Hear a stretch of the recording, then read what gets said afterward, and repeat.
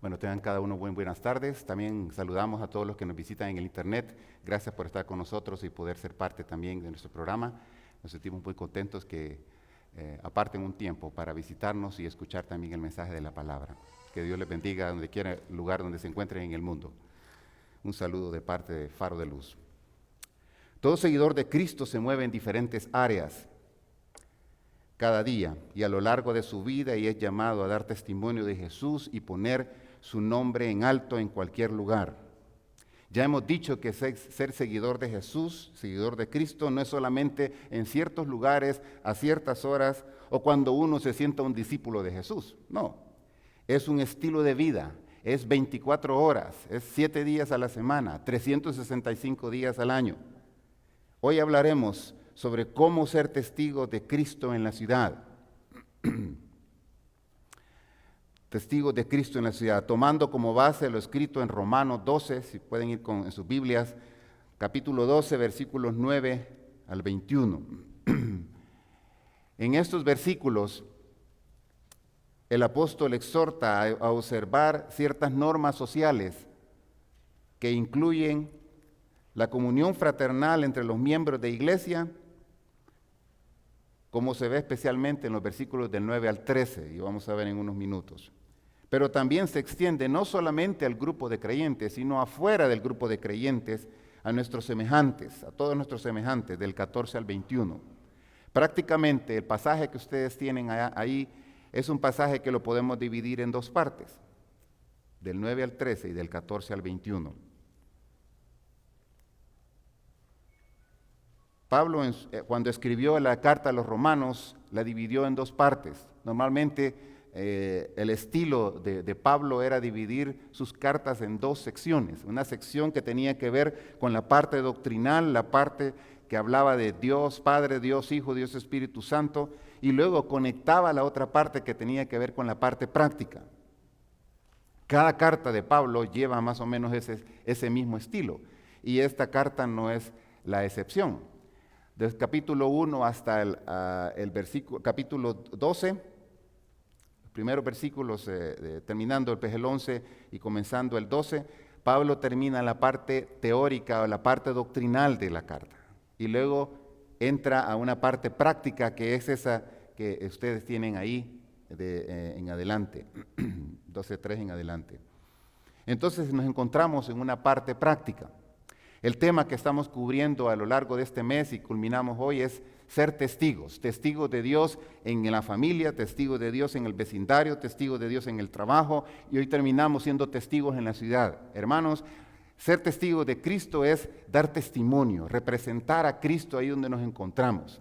No se trata de solamente venir a la iglesia, llenarnos de información, saber bastante, pero no practicarlo, no llevarlo a cabo.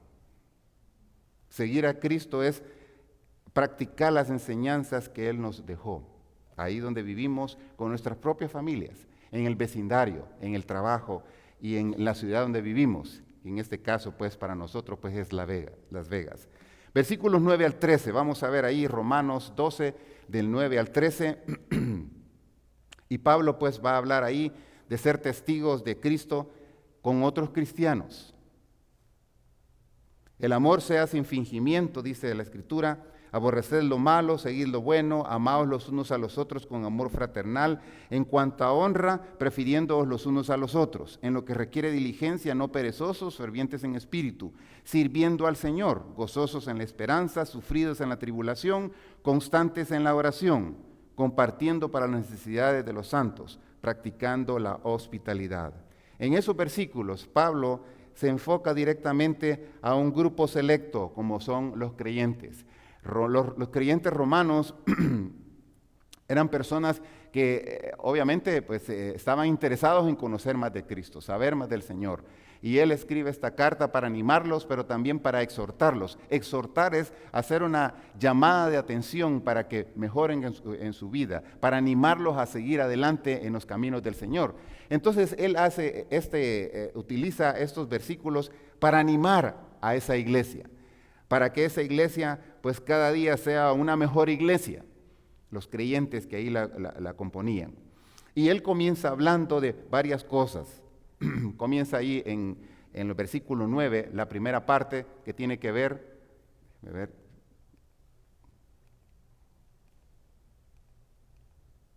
para con los de afuera, comienza hablando diciendo de amar con amor no fingido. En el versículo 9, la primera parte dice, el amor sea sin fingimiento. Amar sin fingimiento es amar sin hipocresía, sin máscara, en forma sincera.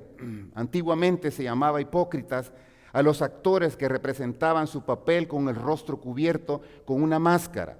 De esa manera el verdadero rostro quedaba oculto. No sé si usted ha observado alguna vez de esas máscaras que se ponen cuando hacen mimos, unas máscaras blancas que puede traer una sonrisa, pero el que está detrás posiblemente está completamente triste o con el rostro completamente quizá amargado.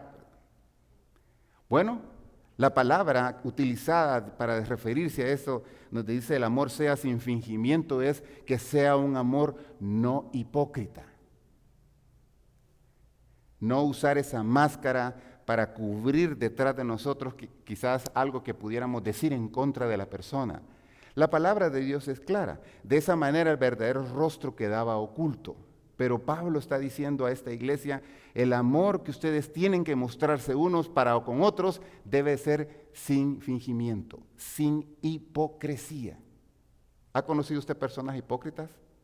Creo que todos hemos conocido personas hipócritas, ¿verdad? Que por aquí están diciendo, pero cuando usted se va, quieren meterle una puñalada.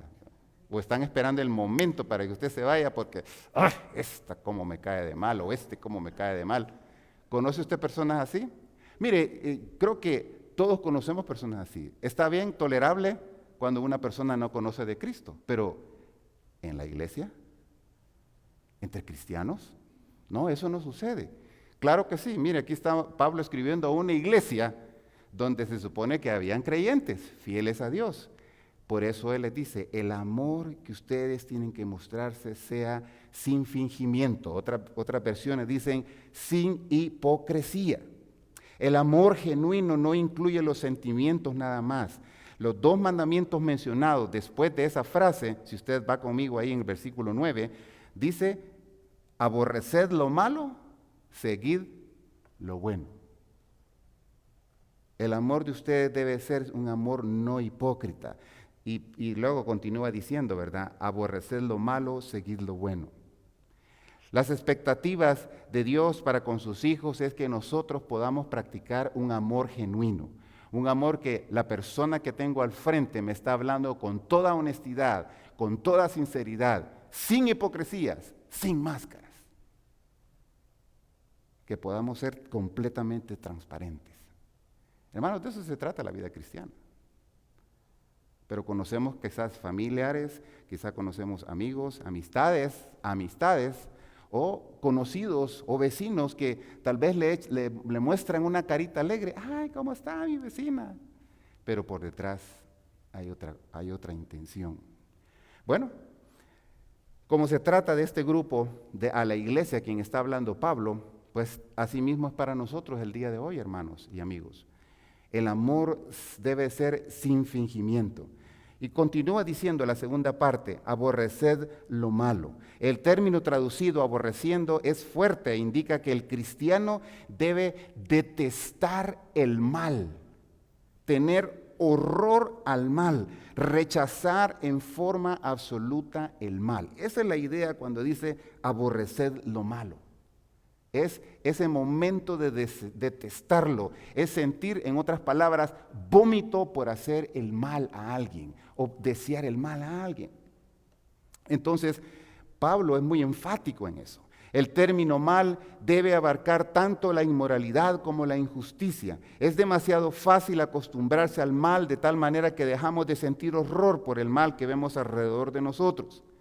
Sabe, cada día nos estamos acostumbrando, muchos países más rápido que otros, a ver las noticias de que murió 5, 10, 20, 50, 100. Nos estamos acostumbrando, en los medios de noticias nos están acostumbrando a saber esos números grandes que ya, se murieron 20, se murieron 50, se murieron 100, asesinaron a tantos. Es tan normal nuestra conversación y nuestro diálogo muchas veces ahora de hablar de muertos que se va perdiendo el temor y el horror al mal. Escuchamos de violaciones, escuchamos de gente pederasta, escuchamos de injusticias, escuchamos de tantas cosas. Y se va volviendo muy normal.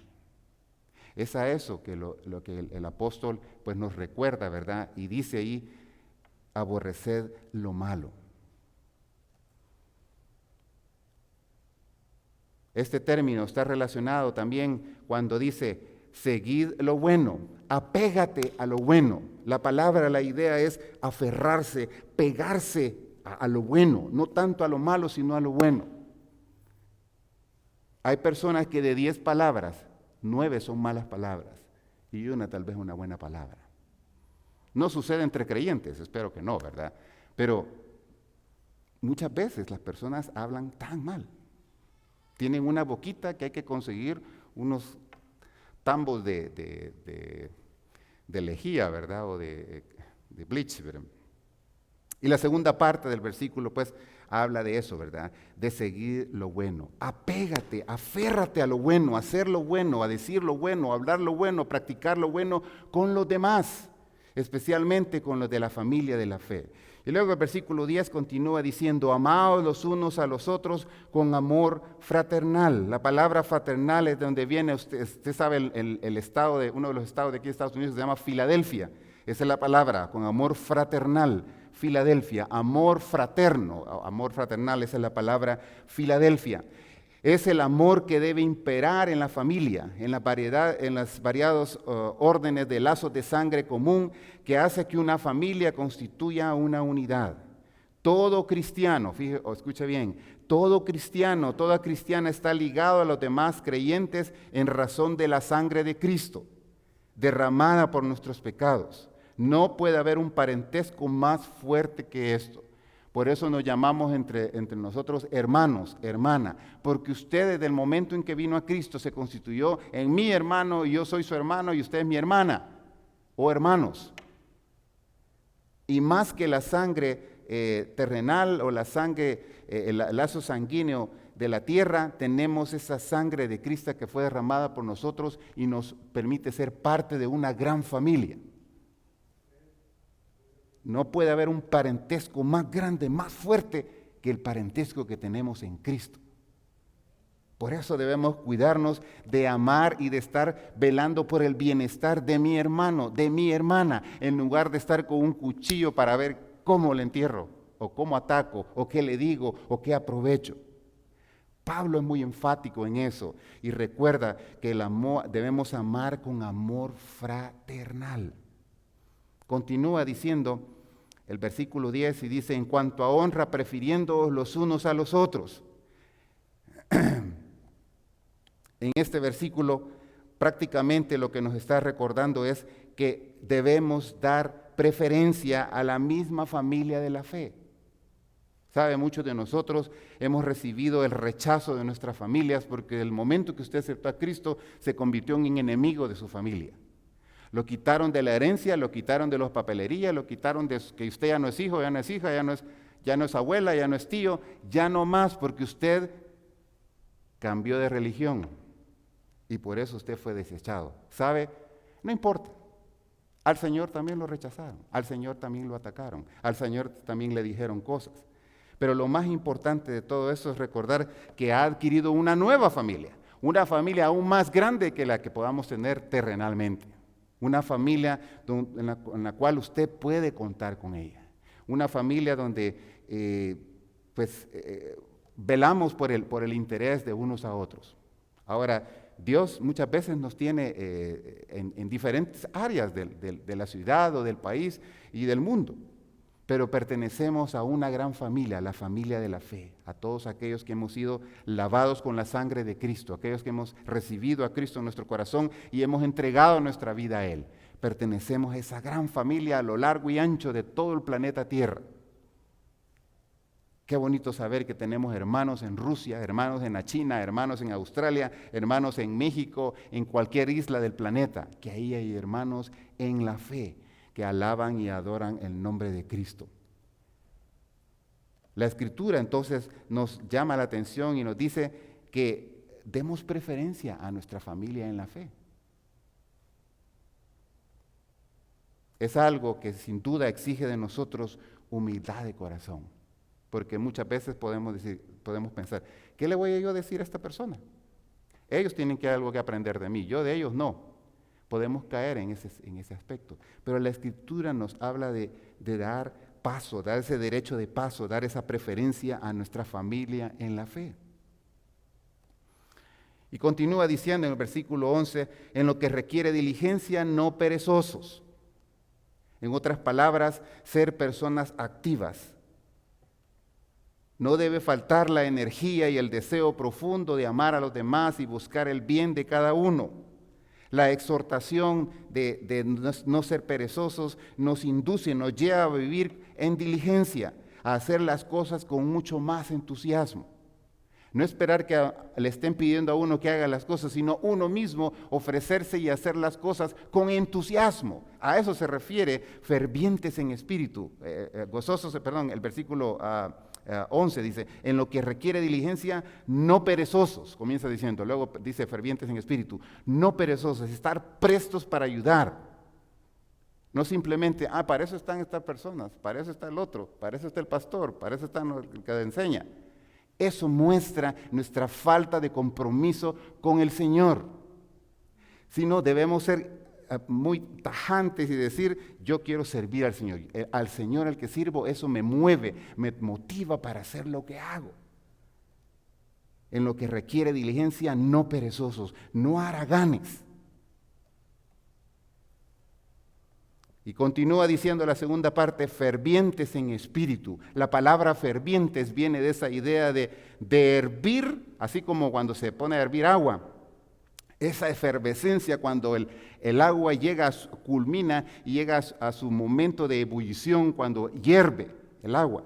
Entonces la idea que está diciendo Pablo ahí es fervientes en espíritu, es que podamos así efervecer de alegría, de entusiasmo por servir al Señor. Esa actividad que solamente el Espíritu de Dios puede levantar de nosotros ese deseo. Literalmente esa palabra quiere decir hervir o efervecer. Debemos estar rebosando con entusiasmo cuando se refiere a servir a Dios y a servir a otros. Una de las características de este famoso Apolos, en Hechos, era que era un hombre, dice, manifestaba su espíritu fervoroso y con un deseo ardiente servía a Dios. Hechos 18:25, si usted es de los que anota ahí. Hechos 18:25 menciona el ejemplo de este hombre, que siempre estaba presto para servir. ¿Sabe? En las iglesias necesitamos gente ferviente de espíritu, ferviente de espíritu. Que no estén esperando que se les nombre para hacer las cosas. No. El que va a servir, sirve con título o sin título, con posición o sin posición. Que lo hayan empujado para hacer las cosas, sirve porque lo que tiene adentro lo mueve a servir más. Un espíritu que está controlado por el Espíritu Santo y que va eferveciéndose hasta elevarse a esferas de actividad y adoración genuina y espiritual. ¿Cuánta falta nos hace tener hermanos así? Yo sé que aquí hay muchos que tienen ese deseo. Tal vez otros quizás solo falta un empujoncito para hacer eso. Déjenme leerles lo que escribieron dos hombres, uno de apellido Mills, que dijo: el cristiano debe ser una persona con fuego en sus venas, con todo su ser ardiendo por la causa de Cristo. Y un señor de apellido Murray dijo: cuando el desánimo alcanza al creyente y le sigue el desmayo de espíritu, es porque las demandas del servicio al Señor han cesado de ocupar en su pensamiento el lugar principal. Si usted se encuentra desanimado, si usted es de aquellos que, no hay que lo hagan otros, ¿para qué? O le pide permiso a una mano para mover la otra, hay un problema interno, un problema interior que usted necesita examinar. Pero cuando hay un corazón deseoso, ferviente por servir al Señor, y no importa lo que hay que hacer, lo hace. Porque dice la Escritura, fervientes en espíritu, con diligencia, no perezosos, sirviendo al Señor. Y lo que mueve a todo eso es servir a Cristo. Esta mañana veíamos en la clase la importancia de ese compromiso que necesitamos tener como creyentes. Un compromiso con Cristo en primer lugar. Compromiso con el Señor. Y luego compromiso con la iglesia. Cuán importante es que seamos comprometidos con la iglesia. Acuérdese que la iglesia es la novia de Cristo. Alguien me dijo una vez esta ilustración, me decía, ¿a ti te gustaría que alguien hablara de tu esposa? Pues si va a hablar, que hable algo bien. Eso me gustaría escuchar. Pero si va a hablar algo mal, entonces me incomodaría. Entonces me dijo, ahora llévalo al plano espiritual. ¿A ti te gustaría que a Cristo se hablara mal de su novia? ¿Usted sabe quién es la novia de Cristo? La iglesia. Muchas veces caemos presos de comernos unos a otros, de masticarnos, de hablar detrás, de frente, por todos lados, de los hermanos. Estamos masticando y comiendo y dañando a la novia de nuestro Salvador. Entonces, en lugar de eso, mire lo que Pablo dice, ¿verdad? Amémonos incondicionalmente. Amémonos, dice ahí, sin fingimiento. Por eso da esa línea de cosas. Creo que a Cristo no le gustaría que habláramos de su novia. Entonces, si estoy tentado a hablar de la iglesia, mejor me amarro la boca porque voy a hablar de la novia de Él. En lugar de eso, debo orar por la novia de Cristo, porque ahí, en esa yo también soy parte de ella, y que el Señor nos dé sabiduría para poder trabajar mejor. Es fácil encontrar las faltas de una persona, las faltas de un líder, las faltas de una iglesia, las faltas de todo mundo. Y muchas veces nos olvidamos nosotros mismos que somos los que estamos apuntando. Entonces debemos parar un momentito y examinarnos a nosotros mismos. Ser testigos en la ciudad implica que como iglesia debemos ser, en primer lugar, como iglesia de Cristo, ser los representantes. Recordad que somos los representantes y embajadores de Él aquí en la tierra. Y debemos reflejar su amor, un amor sin fingimiento. ¿De qué sirve que nosotros, hermanos, nos comamos entre nosotros y al salir de aquí, eso mismo vamos a reflejar allá afuera? Entonces, los que escuchan allá afuera van a decir, ¿para qué voy a ir a ese lugar? Si ahí lo que comen es pura ensalada, tacos al pastor, ¿verdad? Tacos de esto y tacos del otro, y ensalada de esto, ensalada de ujieres. No, tenemos que cambiar esa mentalidad, esa manera de presentar a Cristo. Continúa diciendo el versículo 12 y dice, gozaos en la esperanza, que nos recuerda pues que tenemos una esperanza y nuestra esperanza mayor, hermanos, es la venida de Cristo por su iglesia. Qué fabuloso va a ser ese momento cuando Cristo en las nubes aparezca. Todos los medios de comunicación van a estar completamente sus cámaras concentrados por todo el mundo, y ahora que tenemos la facilidad de la internet en la misma palma de la mano, podemos estar sabiendo qué es lo que está sucediendo en otra parte del mundo. Cuando el Señor aparezca en las nubes y los muertos en Cristo resucitarán primero. Tesalonicenses nos habla de eso y qué gozo va a ser ese momento, ¿verdad? Ya no vamos a sufrir, adiós esos dolores de cabeza, adiós esos achaques en los huesos, artritis, diabetes, lo que sea, ya no más. Va a ser ese momento glorioso cuando nos encontremos en las nubes con nuestro Salvador, gozosos en la esperanza. Lo que usted tiene aquí, ese carro, esa casa, propiedades, cuenta de banco, eso no es nada comparado a lo que viene. Eso no es nada para lo que viene. Lo mejor está por venir. Si usted se ufana y se afana de estar, es que yo tengo tanto en la cuenta, yo tengo esta casa, yo tengo esto, yo tengo este carro y toda la cosa, cálmese, tranquilito, tranquilita. Hay cosas mejores que eso. Hay cosas mejores en las cuales uno estará preocupado. Y continúa diciendo el versículo 12, sufridos en la tribulación. Nuestra mayor conveniencia es ser sufridos y pacientes en medio de las tribulaciones. Estas tienen un propósito de bien en nuestra vida. Cada vez que usted está atribulado o atribulada es porque Dios está probando su fe. Dios está probando su corazón. Esa era parte de lo que decía el Antiguo Testamento. Dios quiere ver qué hay en nuestro corazón.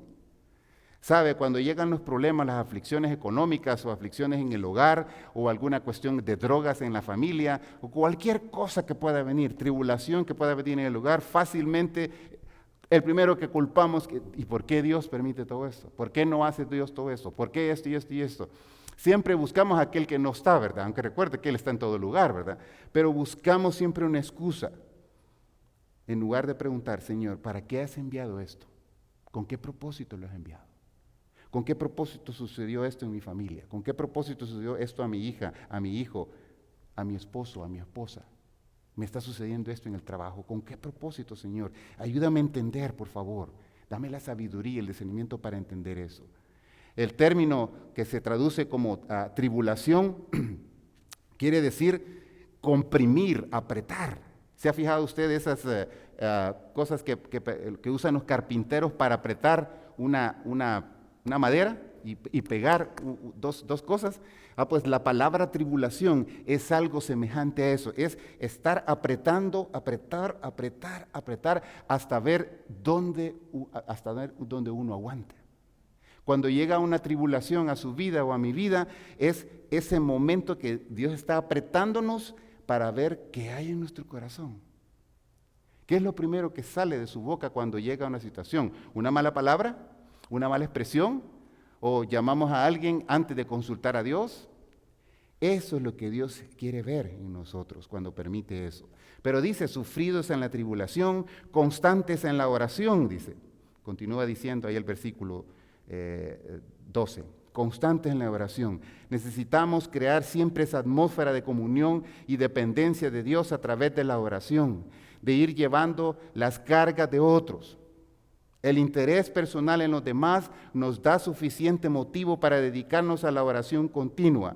Al involucrarnos en las vidas de otras personas, nos damos cuenta de muchas necesidades que nos mantendrán en oración a favor de los demás. Sabe, usted y yo estamos aquí tranquilamente disfrutando de un sermón, pero tenemos una hermana blanca que le cuesta respirar, una hermana que ya no puede comer porque tiene un tubo instalado aquí donde la comida tienen que metérsela por acá.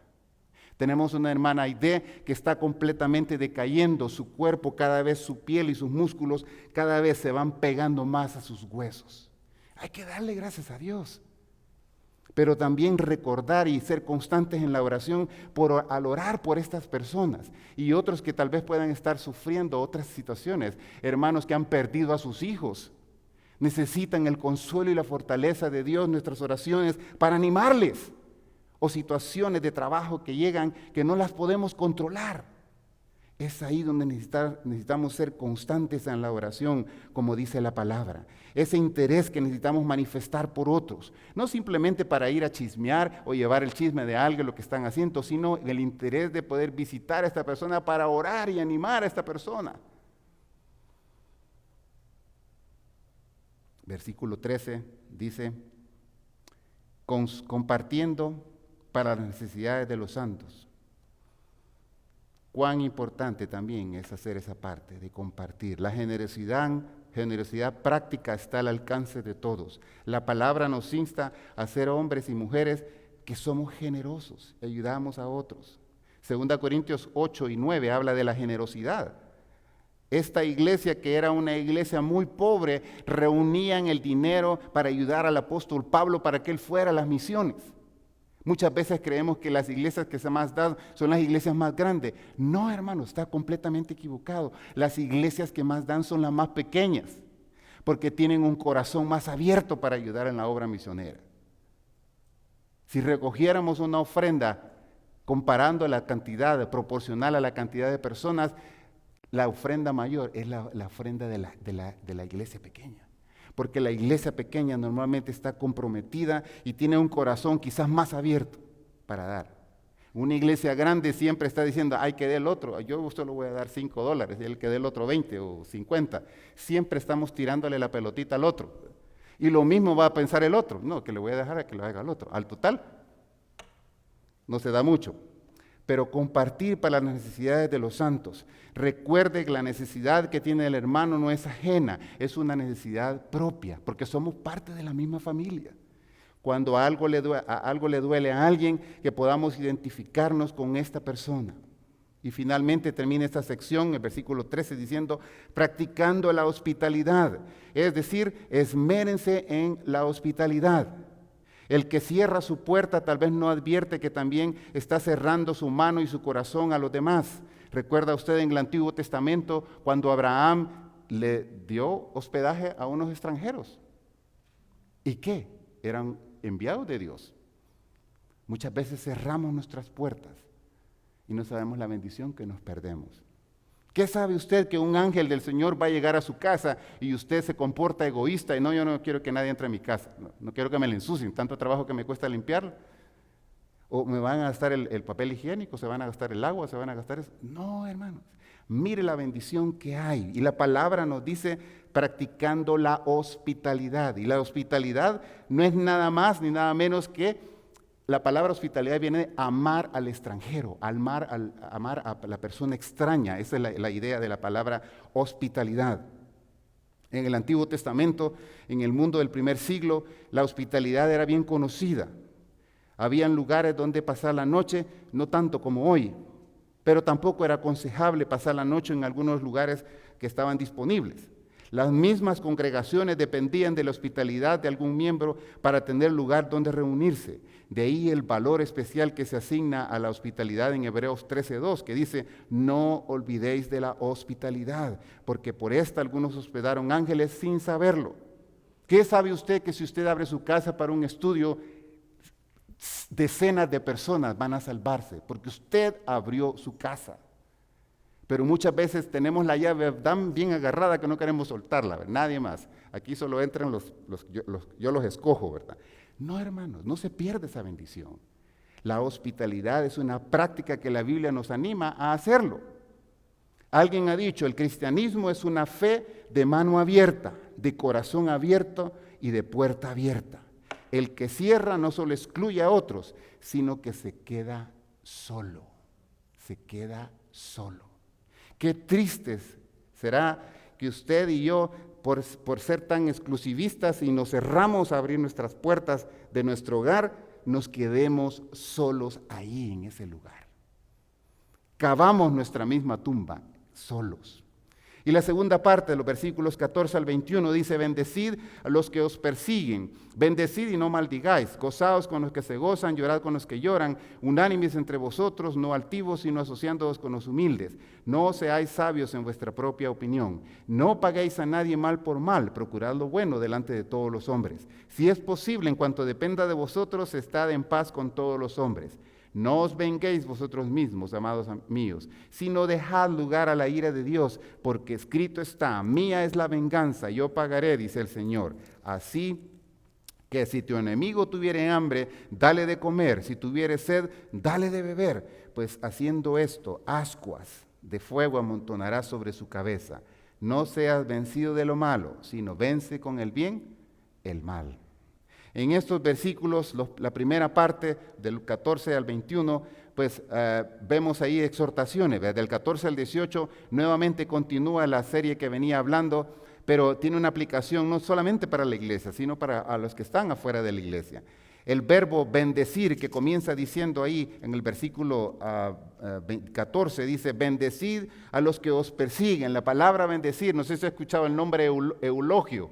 ¿Ha escuchado usted ese nombre alguna vez? Eulogio. Pues la palabra eulogio quiere decir bendito, bendecido. Y quiere decir hablar bien de. Eso quiere decir eulogio. Entonces, la palabra dice, hablen bien de los que los persiguen. Hablen bien y no maldigan. Es fácil sacar una cosa de la boca por atacar y defendernos algo que nos han dicho. Es normal, es natural, es humano.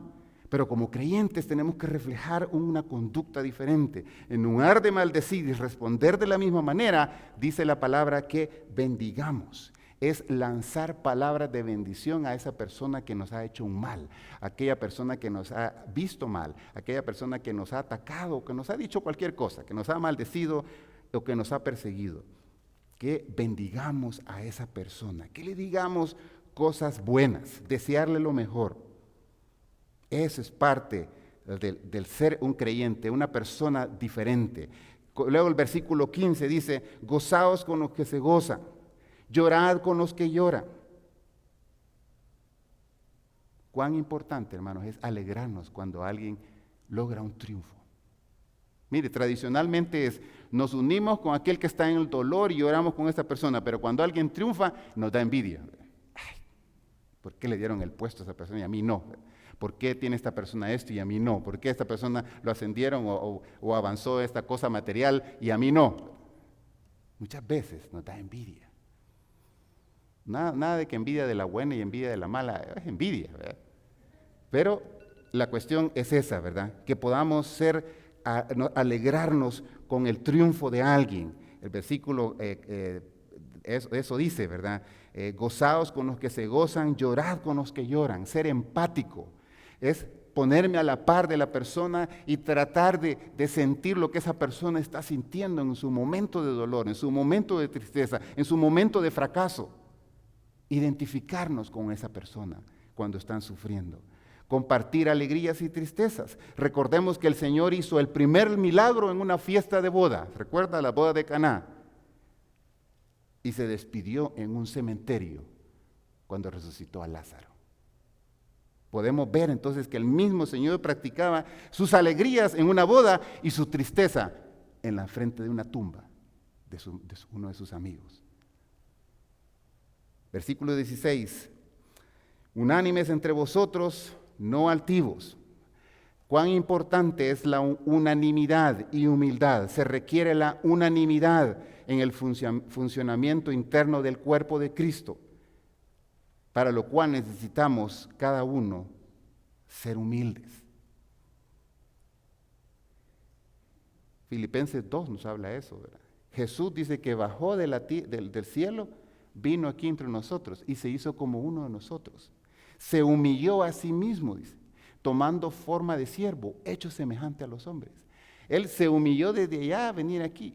¿Por qué tenía que Jesús dejar toda esa gloria? Por amor a nosotros. Se humilló por venir aquí a andar en el montón de humanos. Y aún así fuimos mal agradecidos y Él estuvo en esta tierra y cuando Él estaba a punto de morir, antes en su camino al Calvario, la gente le escupía, le decía cosas, lo maltrataba, lo injuriaba y le decían tantas cosas. Y Él simplemente lo que dijo fue, Padre, perdónalos, porque no saben lo que hacen.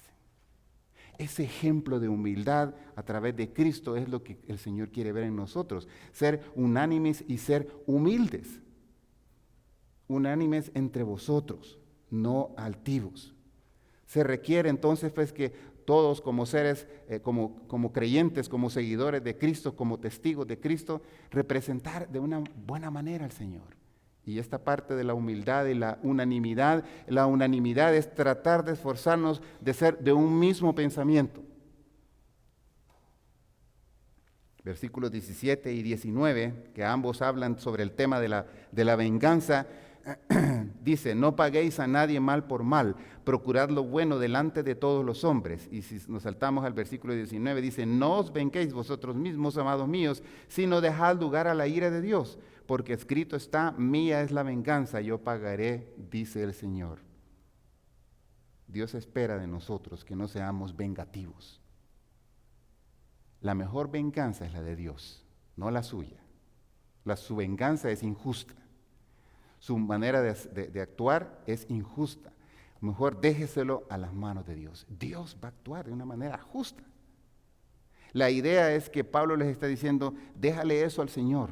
Y ya vas a ver, ese que te hizo ese daño va a venir a ti y va a querer ser tu amigo o tu amiga.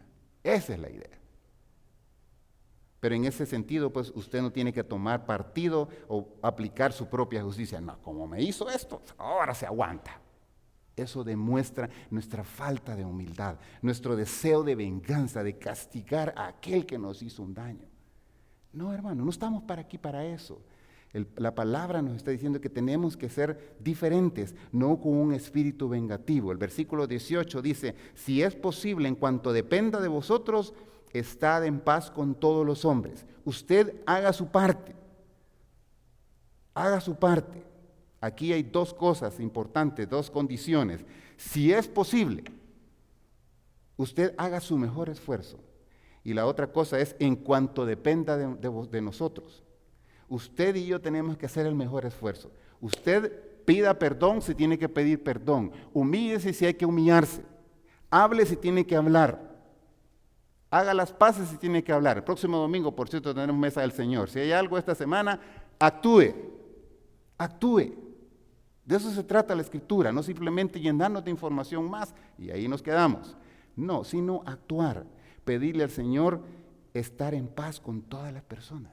Si es posible, dice, en cuanto dependa de vosotros, estad en paz con todos los hombres. Si usted pide perdón a alguien, si usted se disculpa con alguien, ya hizo su parte. Si la persona no lo perdona, es problema de la persona, pero no suyo. Pero muchas veces estamos esperando que la persona tome la iniciativa para yo poder perdonarlo. Si así hubiera sido la cosa, entonces no tuviéramos salvación, porque el Señor hubiera sido al revés, ¿verdad? Él tomó la iniciativa de bajar de su gloria para venir a mostrarnos su amor, su plan. Versículo 20 dice, así que, si tu enemigo tuviere hambre, dale de comer, si tuviere sed, dale de beber, pues haciendo esto, ascuas de fuego amontonarás sobre su cabeza. Algunos preguntarán, ¿y qué es eso de ascuas y todo eso? Bueno, una de las cosas en el versículo 20 es que debemos ceder para ganar. ¿Cómo está eso? Yo voy a ceder mis derechos para poder ganar, al contrario, voy a perder. Eso es lo que el mundo hace normalmente. Es algo que el mundo practica a diario, pero estamos llamados a hacer algo completamente al revés de lo que hace el mundo. Ceder para ganar. Y lo que dice, y la idea de lo que está diciendo ahí, dice, si tu enemigo tuviere hambre, no dice si tu amigo, si tu enemigo tuviere hambre, aquel que habla de ti, aquel que te ha atacado, aquel que te ha hecho un mal, aquel que te ha deseado cosas, un familiar, lo que sea, dice, dale de comer. Y si tuviere sed, dale de beber. Entonces, el Señor nos está mandando a hacer algo aquí completamente opuesto a lo que alguien haría normalmente, ¿verdad? Si este me dijo tal cosa, pues que se vaya. Está muriéndose de hambre, pues que siga aguantando de hambre, que le dé úlcera. ¿Tiene sed? Pues ahí que se compre es su gaseosa, ¿verdad? Lo que sea, agua, ahí está la máquina, ¿verdad? Que se la compre. Entonces el Señor nos está diciendo pensar de manera diferente. Este tiene sed, aquí está, mire. Tengo hambre, aquí está. Darle, servir a estas personas. Y por eso esta frase que dice ahí, pues haciendo esta práctica, dándole de beber y dándole de comer, ascuas de fuego amontonará sobre su cabeza. Si lo ponemos en otras palabras, esa frase lo que está diciendo es, vas a hacer que le arda la cara de vergüenza a esa persona. Porque deberíandolo tratar mal, le estás dando agua. Deberíandolo tratándolo mal, le das de comer todavía. Entonces, ascuas amontonarás. Algunos creen que los egipcios usaban esta frase, ponían un plato en la cabeza con carbones encendidos y lo que aguantaran, ¿verdad? Entonces, de ahí viene esa idea, ¿verdad? Ascuas amontonarás, carbones encendidos van a estar en la cabeza y ese trasto se iba a calentar, ¿verdad? Entonces, vas a poner vergüenza en el corazón de esa persona porque tú estás actuando completamente diferente. Y finalmente, versículo 21 dice, no seas vencido de lo malo, sino vence con el bien el mal. La apariencia general es que el mal es más fuerte que el bien. No es así, hermanos. Aparentemente el mal está ganando en nuestro planeta, pero no es así. No es así. Aparentemente eso es. Sin embargo, el triunfo final es el del bien. La historia de la Escritura, a través de este libro podemos encontrar la historia de Dios para la humanidad, donde siempre el bien va triunfando.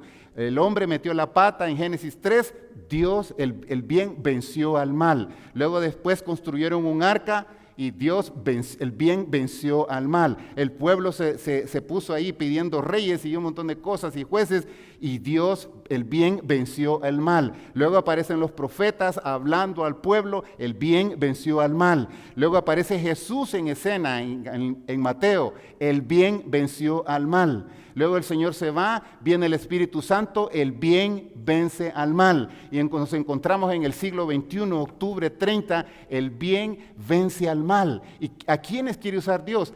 A usted y a mí para vencer el mal. Para irrumpir y penetrar esas tinieblas de maldad donde usted y yo nada más podemos llegar porque tenemos la luz de Cristo. Pero si callamos, entonces le estamos dando más cabida al enemigo, dándole más espacio al mal, que no va a ganar, pero le estamos cediendo terreno. Déjeme terminar con esto entonces. Si Dios nos ha amado tanto como Pablo lo demuestra en este pasaje, en este capítulo de Romanos, debemos responder con la misma clase de amor hacia otros en la ciudad. Esta es la señal que distingue para identificar a los verdaderos seguidores de Cristo. Cuando usted y yo somos conscientes ahí donde trabajamos, donde vivimos, donde nos movemos. Demostramos y ponemos el nombre de Cristo en alto con nuestros actos de amor sin fingimiento hacia nuestro prójimo, los hermanos, pero también a los que están afuera. Convirtámonos en testigos de Cristo en esta ciudad que necesita tanto de nosotros. Esta ciudad de Las Vegas necesita de cada uno de nosotros que reflejemos el amor. Hagamos a un lado ese montón de cosas de comernos entre nosotros, sino amarnos entre nosotros y demostrar a este mundo ese amor que hemos recibido a través de Cristo. Demostremos ese amor diferente al familiar inconverso, al vecino difícil, al compañero de trabajo insoportable, al jefe gruñón, a ese amigo necesitado, al hermano o hermana en Cristo difícil de tratar. Que nuestros actos hablen más que las palabras. Sigamos adelante, hermanos, siendo testigos de Cristo en la ciudad. Oremos. Padre, gracias por tu palabra, Señor. Gracias por recordarnos el papel que tenemos cada uno de nosotros en esta ciudad. Señor, ayúdanos a ser testigos de Cristo en esta ciudad, conscientes, Señor, de que tú quieres que te representemos de la mejor manera, Señor. Que podamos poner tu nombre en alto a través de nuestros actos, Señor. A través de nuestras maneras de interactuar con otros, con nuestro jefe, compañeros de trabajo, con nuestros vecinos, con nuestros familiares, con nuestra familia mismo ahí en la casa, Señor. Que podamos demostrar que somos diferentes, que hemos sido transformados por el poder transformador de Cristo. Ayúdanos, Señor, a no simplemente jugar a que somos cristianos y que vamos a la iglesia. Basta ya de eso, Señor. Queremos ser hombres y mujeres diferentes. Hombres y mujeres que reflejan el carácter de Cristo en sus decisiones, en su manera de actuar, Señor, cada día. Queremos ser testigos, verdaderos testigos tuyos en esta ciudad, Señor, que tanto necesita de ti.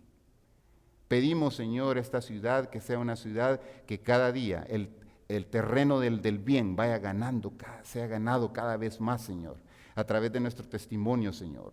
Permite, Señor, que no nos permitas que nos callemos, Señor, cuando haya la oportunidad de hablar de ti, de representar a Cristo, Señor. Que nuestras vidas reflejan algo diferente. Que lo que hacíamos antes ya no lo hagamos y reflejemos algo diferente, Señor.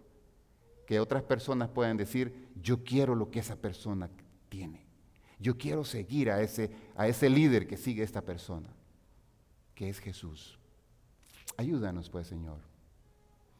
Te lo pedimos de todo corazón, como hijos tuyos, en el nombre de Cristo Jesús. Amén. Que el Señor les bendiga. Por favor, no olvide saludarse unos a otros, no salga corriendo, salude unos minutillos ahí. Y queremos estrechar nuestra mano ahí para saludarles. Estamos despedidos. Que Dios les bendiga.